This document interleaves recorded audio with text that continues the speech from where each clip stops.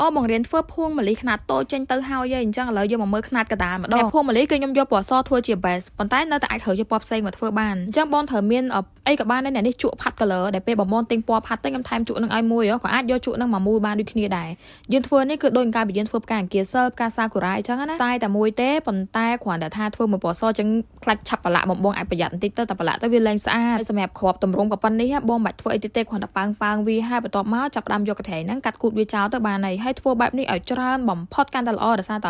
នៅក្នុងមួយភួងគឺត្រូវការច្រើនមែនតើហើយខ្ញុំអាចដឹងថាចំនួនប៉ុន្មានទេបងដោយសារតែខ្ញុំធ្វើយកចឹងណាតបមកខ្ញុំចាប់ផ្ដើមយកលួសកាំញ៉ៃមកតសៃផ្សេងទៀតយកមកដោតចូលចំកដាលនិយាយទៅពេលបងធ្វើអញ្ចឹងហើយគឺនៅកដាលហ្នឹងវាមានប្រឡោះ direct ឲ្យយើងដោតចូលបានហ្មងហើយមកជាប់មកស្អាតហ្មងណាហើយយើងដោតបន្តបែបហ្នឹងរហូតតតែអស់មកតសៃលួសចាលួសនៅតសៃវា30 cm ណាហើយអញ្ចឹងបងដោតវាឲ្យទាញវាមកក្រោយៗឲ្យពេញសាច់អញ្ចឹងមកសម្រាប់ភួងវារៀងចំណាយពេលមែនតែនបងដែលគាត់ចង់ធ្វើតរៀងស៊ូបន្តិចនិយាយទៅបើប្រៀបធៀបមួយផ្កាឈូកស្រៀងគ្នាដែរគេហៅថាផ្កាអត់ធ្មត់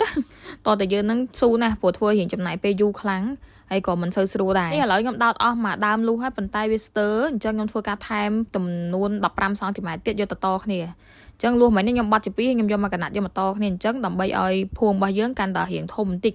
បន្ទាប់ពីតអញ្ចឹងហើយយើងដោតទៀតហើយដល់ប្រទេសផ្កាហ្នឹងចូលទៀតអញ្ចឹងនេះផ្កាហ្នឹងបងធ្វើទៅកាន់តែច្រើនកាន់តែល្អហើយបន្ទាប់មកទៀតយើងអាចមើលប៉ុណ្ណេះល្មមហើយខ្ញុំទុកខាងក្រោយមុខបន្តិចដើម្បីងាយស្រួលយើងអោបវានេះគុំវាអញ្ចឹងយើងចងវាបានអញ្ចឹងដោយសារតែ process នៃការធ្វើភួងម្លិះនេះវារៀងមានច្រើនដំណាក់កាលហើយរៀងយូរខ្ញុំមិនអាចធ្វើពេញមកវីដេអូហ្នឹងចប់ទេខ្ញុំសុំតនៅវីដេអូក្រោយមួយទៀតបងអាចធ្វើការរងចាំមើលនៅវីដេអូមួយវគ្គទៀតខ្ញុំនឹងបន្តការតុបតែងដេក័រនិងលេងរំយោលវា